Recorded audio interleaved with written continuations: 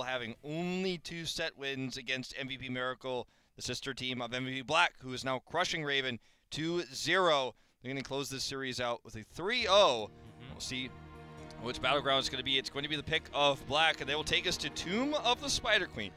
Nice. Spider finally comes out, and Black, of course, needs a 3-0 win today to also have 3-0 win against L5 to go on to the first place that L5 has been keeping up from the beginning day of HGC KR. So of course they want to close this one out, and maybe not this time, not as quickly. I think Nazeebo will be highly picked here, as we are gonna see a longer game into the Spider Queen. Tomb of the Spider Witch Doctor. It's a more apt name for the map right now in this meta, as we will see. It's Tomb of the Spider King. I think it will very likely be banned or highly contested in this draft, because you just build up your stack so quickly, even your Widowmakers and your Voodoo Ritual coming in super fast, just because you're killing so many minions so quickly as you rotate between the lanes. You can pressure really well, and they're also really good at defending the Web Weavers and also pushing with them. So Nazeebo's just a great hero right now. I'm surprised he wasn't seen in literally every game in both series, because he's just so strong right now. And also especially for MVP Black, Sake has been picking Falstad even on this map to have that global presence, just pushing whenever they have the first wall or the first floors down. He has been onto the other lane, really pushing hard onto the bot or the top, wherever he chooses to, whichever lane has more pressure. It's definitely going to be Season Marksman Falstad if he does pick it here. Raven will have first ban and first pick. What if they'll look to grab the Nazeebo first? There's the target ban on Coach's Zeratul. The ball is removed, so Nazeebo available. Falstad, not a terrible choice here for Raven either. They are keeping everything up, and also Q Cassia is something that has been building up quite immensely in Korea because of that poking ability to stop the channeling. The only pick I didn't want Raven to take in this slot is the Malfurion. It doesn't give them anything. That was the only one? Yeah. What about Lily? Okay. Or well, I mean, Gaslow, or of meta heroes. Okay. I mean, well, even Lily got buffed, you know. Yeah. On her E. So maybe we'll see Lily coming in. Okay. See, someday. Now you give Black the Falstad and the Muradin. Sake is real happy about it. He gets his Falstad once again. So remove Falstad from Sake. You don't take the Nazeebo initiative. They can still grab Nazeebo in the second rotation here, which would be good response. But remember, now they've given Black the ability to draft around 2 heroes that work with literally anything. So Raven needs to have something here that's either insanely strong for the map or has a theme that works well together, or against what Black has shown us. Let's go Nazeebo here. Tychus and ETC. Still a pretty good, decent pickup here. I like these choices, especially ETC. Of course, Tychus will have less power with the new ETC, but having that rotational, powerful rotation with CC's power slide coming in for all lanes would be lots of pressure. This is how you draft properly, in terms of not going all in on anything, but also having strong heroes for the map. ETC really strong for the rotations. Tychus good against Muradin. He's got good wave clear. And now Black doesn't have anything they could ban, because there's nothing that pairs with any of these 3 heroes for Raven that you're terrified of. Tyrael is, I guess, the one that you're thinking of for the big power slide into the Mosh and the Sanctification. So that's what they choose, but it's not a really strong ban. It's just like, oh, okay, well, now you can't do this really crazy niche thing that is part of the reason why Tyrael is picked with this hero. So well done by Raven in this, I feel, to control the draft. And they themselves could ban the Nazeebo here. Yep, and Black, highly likely they're going to take Nazeebo here. They really just want to ban out these healers today. Going super all in. And Meriday still has Lucio available, and he's been quite annoying and harassing with his Lucio. And it's been known to everyone. Quite surprised they instead banned Uther. Yeah, that's an unusual. And what is Uther expected to be paired with here? Something we haven't seen yet, like an Illidan or something coming in. Maybe shrink ray onto Tychus for less burst damage. I think you're really reaching though if that's why you're. I'm just trying to think of some possible ways with Malfurion Root along with ETC's Power Slide and Tychus Minigun. I think it's just, I think it was a weak ban, and the Ragnaros pick is unusual, but it can help delay turn-ins, and can be really powerful as a combo hero with whoever they pick as their 5th. That's right. It used to be Sake all the time on Rag, but now that Kyocha has also picked up on Ragnaros. Here's Greymane. So that's going to be the secondary choice, and it looks like our King of the Spider Queen might just not get into this draft. Zarya is going to be the secondary support for the Greymane. Still feels, the draft feels a little bit lacking, but you could see the idea, the concept of protecting this Greymane as he goes in, does the extra damage, gets those finishing kills with Go for the Throat. What is the choice here for Black, though? I think they can still go Nazeebo if they want to, but they would lack a little bit more sustain, because Muradin is the only one in the front line, and Ragnaros could get blown up pretty easily with Power Slides coming in. They could go for Arthas, but I feel like it's a little bit lacking in range damage if they do that. Sake, of course, could build Ragnaros into a little bit more range damage to support the Arthas they're going into if they decide to do that. I think those are the two big picks. The Nazeebo is still an option and very good at delaying those turn-ins, denying those, while Sake split soaks. They have decided their minds. It is going to be Cassia again. Cassia again. Well, this is going to get a little bit weird. I wonder who's going to play. It's probably going to be Kyocha on the Ragnaros then. Sake will play the Falstad, and Reset will be on the Cassia, I have to imagine, just like Sky Temple. Reset has been really pushing hard on his hero pools here. Yeah, perhaps Raven was afraid of a Cassia empowered by Uther, and that's why they maybe decided to ban him in this second ban phase. Raven hasn't taken a set off of MVP Black in HGC history. Will this be the first time on Tomb of the Spider Queen? We're going to find out right now. If not, MVP Black is going to close this series out 3-0.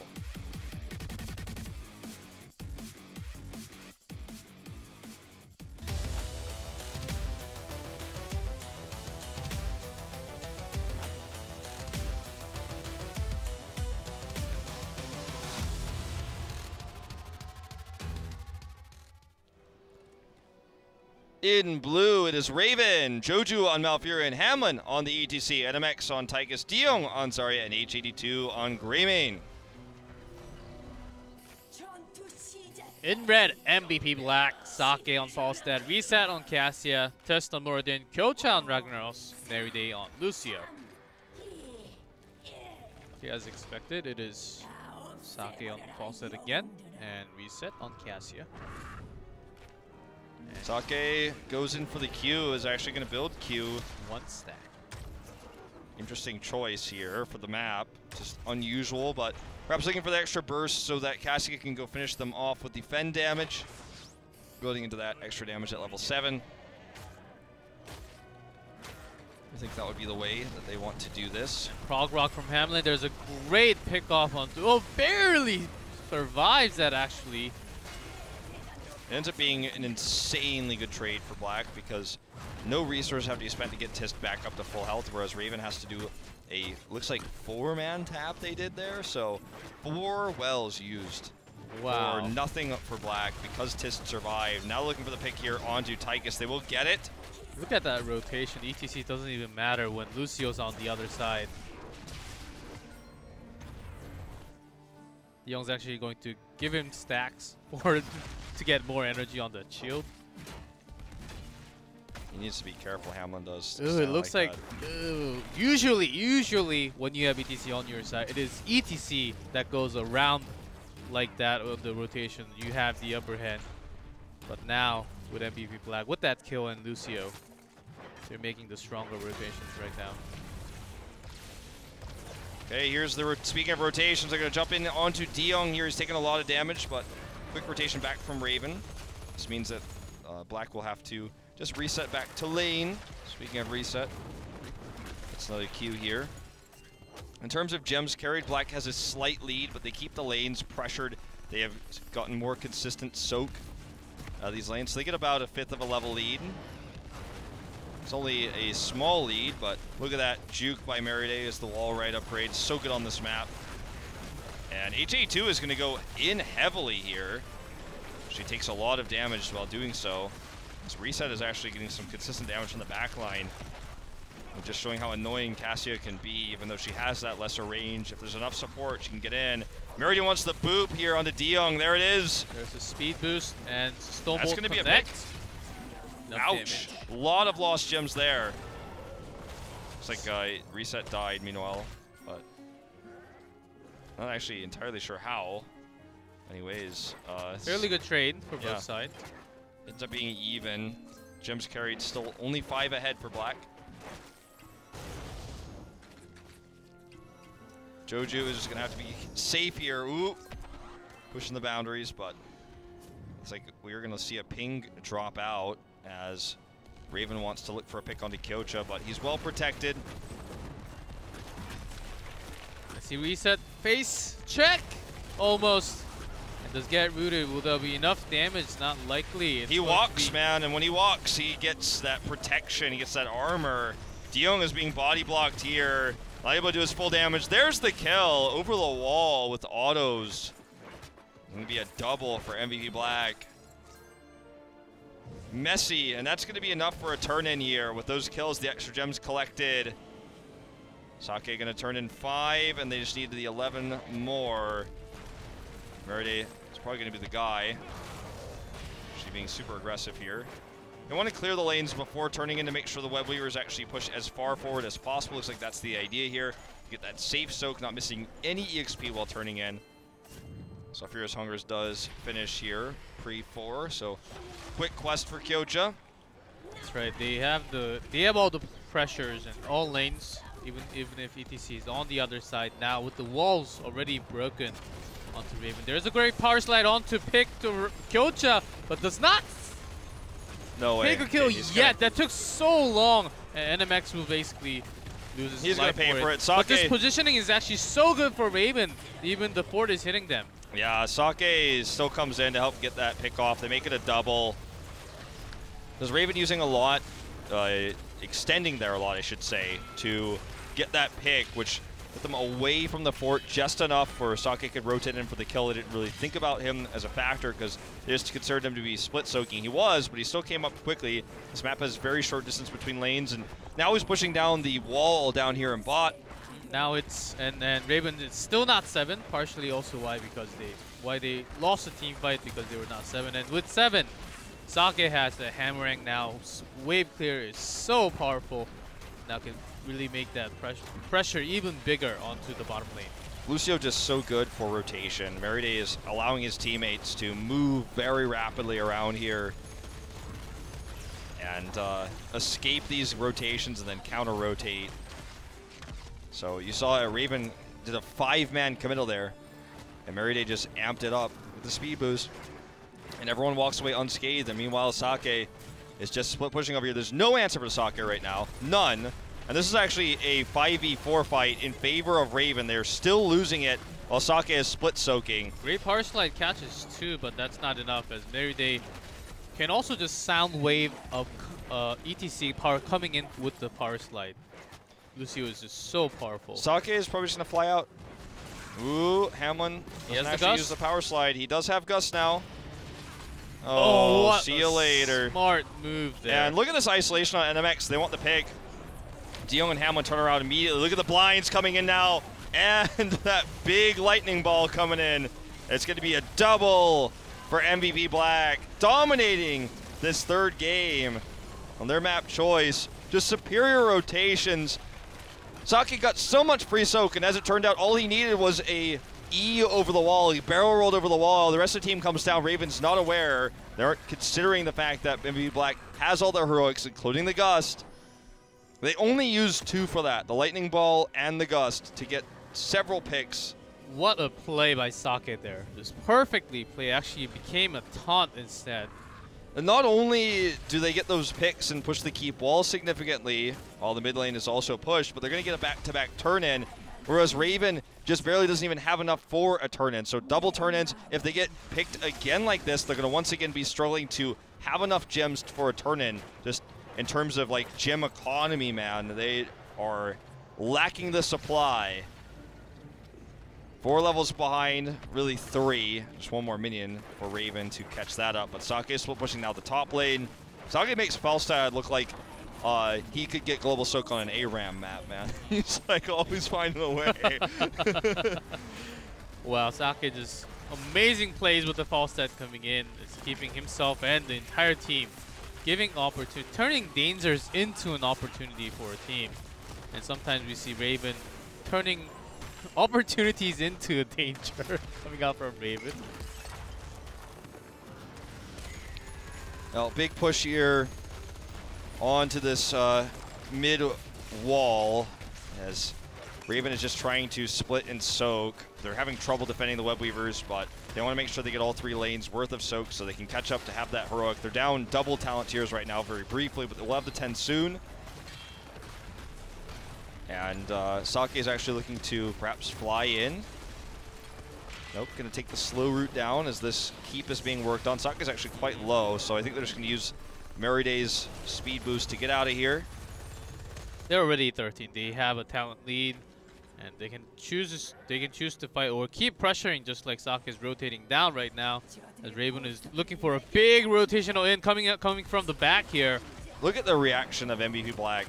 Meriday gets reset out. Tist is going to buy time as the rotation comes in. They turned a bad position into an amazing one. Gyocha comes from behind as well. Big sound barrier. There's a Mosh, though. A 4-man Mosh. Hamlin is the guy. There's the kill onto Ragnaros already. H82 looking for his life. Big power slide comes in again. It's a 4v5, but Black is turning this around. Oh, man. Even with the massive Mosh, I felt like Raven didn't respond quickly enough. Didn't have the target selection MX to the very late Odin.